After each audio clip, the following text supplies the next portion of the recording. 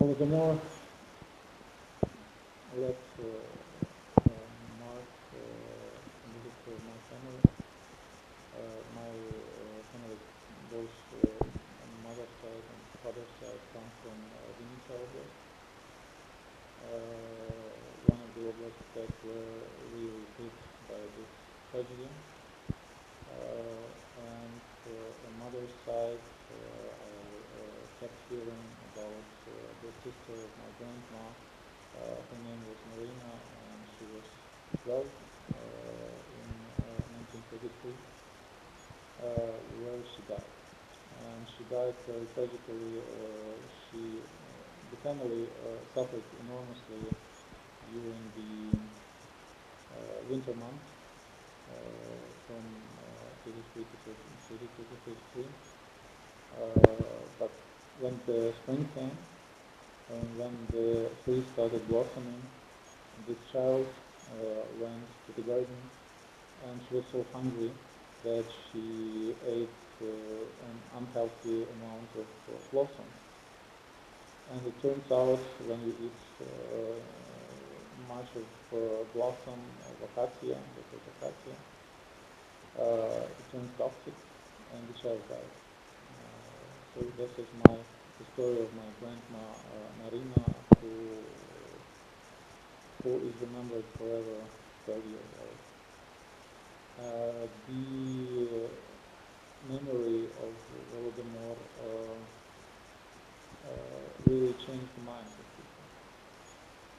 I think it changed them to the worse, because people started fearing, because people started trusting each other much less than they used to, because this social glue between the people that make out of individuals a nation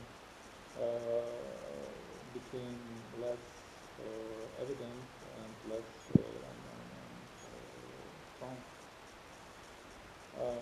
So I was always very much impressed and surprised, quite frankly, that the historic memory of my family, aside from our relatives who died in the World War II, was marked by two tragic traumas. The first one was Holodomor, and the second one was when Khrushchev started removing the memorial for Stalin. And I was always asking myself, the guy killed millions of Ukrainians, and you were still traumatized by this guy being removed from the streets and the places of your town. And I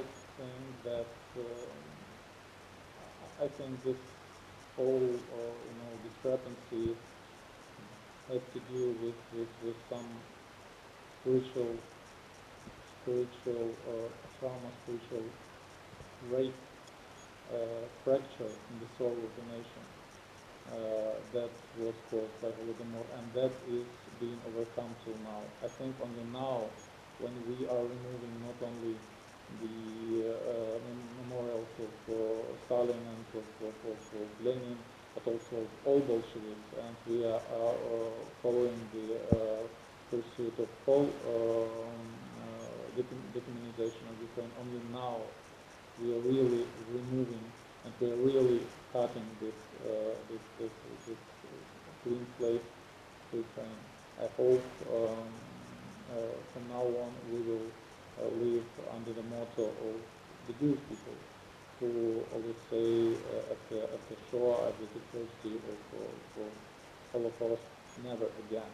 So this should be our motto: never again giving up the food that is needed by our family, never again giving up and showing weakness in the face of a tyrant, never again giving up of our liberties and our freedom.